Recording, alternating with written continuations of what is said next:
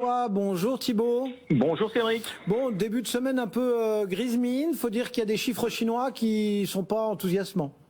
Oui, c'est clair, hein, un petit -1 sur le CAC. On est à 7303 points. Bon, c'est vrai qu'on a on a fait une bonne semaine la semaine dernière, donc quelques prises de bénéfices ce matin.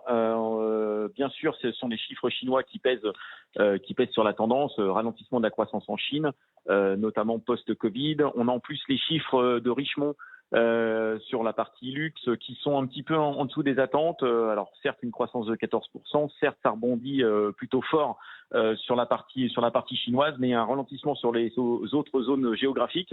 Et donc un Richemont qui perd un peu plus de 8%. Et puis les chiffres chinois plus Richemont entraînent, on va dire, le secteur du luxe sur la côte parisienne en nette baisse. On a quand même un -4 sur LVMH, presque -4 sur Hermès, un -2 sur Kering.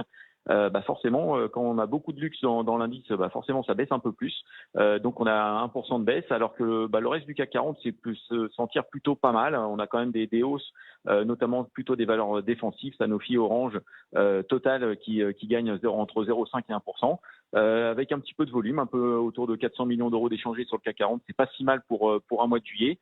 Maintenant, on va voir on va voir ce qui se passe sur le mois de juillet, notamment sur toutes les publications que l'on attend. Donc, on a eu la publication de Richemont ce matin, mais énormément de publications cette semaine et la semaine prochaine. Et ça va être un petit peu la tendance. Ça va donner un petit peu la tendance pour cet été. On espère qu'il va pas y avoir d'amortissement. Normalement, le T2 devrait être plutôt bien orienté. Maintenant, on va voir un petit peu les indications pour la fin de l'année. Ce qui va donner un petit peu là pour les prochains, pour les indices pour les prochaines semaines. Et c'est notamment la semaine prochaine qui est particulièrement chargée en publication au sein de la Bourse de Paris. Un mot sur Vallourec ce matin ?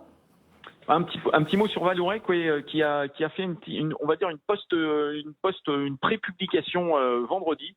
Donc ils ont annoncé qu'ils allaient faire une bonne publication d'ici la fin du mois. Le T2 devrait être au-dessus des attentes. On attendait un RBE autour de 320 millions d'euros sur Vallourec, et a priori ça devrait sortir au-delà de 370 millions d'euros. Surtout ce qui va être scruté, c'est le cash flow de Vallourec. Le cash flow de Vallourec a été attendu à l'équilibre sur le deuxième trimestre, et il devrait être autour de 110 millions d'euros sur le deuxième trimestre, ce qui veut dire que la dette nette va baisser sur le premier semestre, autour de 870 millions d'euros de dette nette attendue pour la fin du premier semestre. C'est plutôt bien. Et aussi quelques indications maintenant sur 2024 avec de nouvelles opportunités qui risquent d'optimiser la rentabilité. Donc tout ça va dans le bon sens. Maintenant, il va falloir qu'il y ait plusieurs publications qui soient dans le bon sens et avec un bon rythme sur Vallourec. Mais en tout cas, c'est un dossier qui n'a pas beaucoup monté, qui n'a pas profité en tout cas du rebond des matières premières ces derniers mois. Et ça va bien mieux, en tout cas chez Vallourec, d'un point de vue opérationnel, mais aussi d'un point de vue cash flow. Donc c'est peut-être une bonne surprise à attendre dans les prochains trimestres pour le dossier Vallourec. Merci beaucoup Thibaut. Thibaut François et Fastea Capital chaque lundi matin à 11h pour lire